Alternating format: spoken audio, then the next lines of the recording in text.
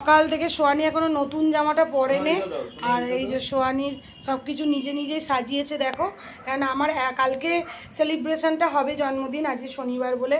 আর দেখো এই রান্নাগুলো আমি করেছি, চিলি চিকেন আর চিকেন, ও মাটন খায় না, সেই জন্য মাটন ওর জন্মদিনে হয় না। আর 5 রকম ভাজা, দই, এখনো অনেক কিছু সাজানো বাকি।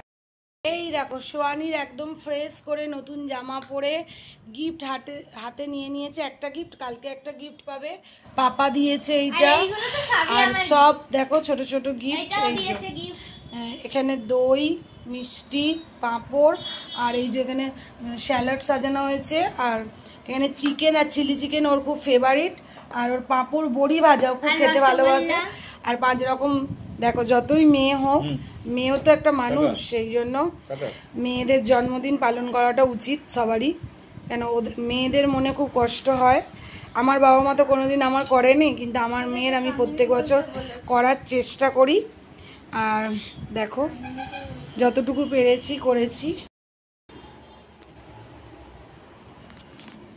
রাইস, বিনস ভাজা, পটল ভাজা, আলু ভাজা, বেগুন ভাজা, পেঁপে ভাজা, স্যালাড, লঙ্কা, আর এখানে লেবু আছে, আইসক্রিম আছে, চিলি চিকেন মাই ফেভারিট, আর এখানে আছে মাংস কষা, আর এখানে রসগোল্লা, আর এখানে বড়ি, পাঁপড়, চিপস এইসব আছে, আর এখানটা দই, আর এখানে কেক আছে, আর এখানে আমার সব থেকে বড় গিফটটা আছে।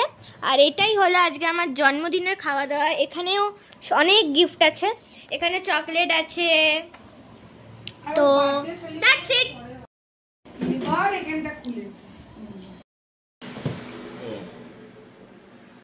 সোয়ানি এইটা যেমন খুশি সাজা আর আঁকায়, মানে আঁকা প্রতিযোগিতায় পেয়েছিল এই ডিনার সেটটা। দেখো নিজের কষ্ট করা অ্যাচিভমেন্ট ডিনার সেটেই ওকে খেতে দিয়েছি, ওর এটা খুব পছন্দ হয়েছে। ও কালি সেজেছিল, তাতে থার্ড হয়েছিল দেখো।